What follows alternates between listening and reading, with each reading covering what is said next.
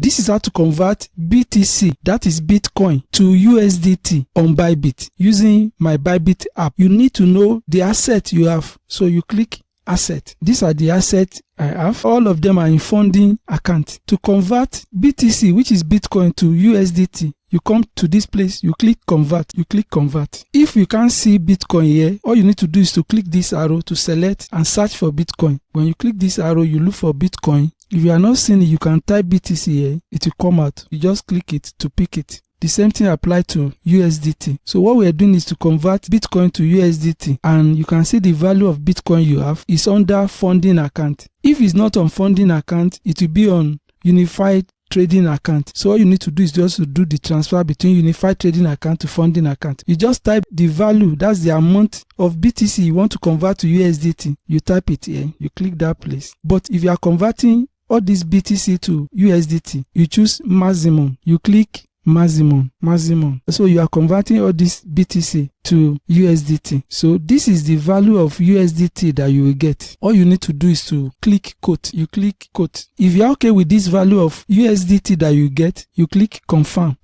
You can see conversion completed. All you need to do is to click view to see the asset. You can see BTC is no more among the asset. It has been converted to USDT under asset. So this is how to convert Bitcoin, which is BTC, to USDT on ByBit. Don't forget to claim your ByBit reward bonus. All you need to do is to download this app. When you download the app, you see this page and you can sign up with either your email or phone number. Also, ensure to use this code to be able to claim your rewards. So, what do you think?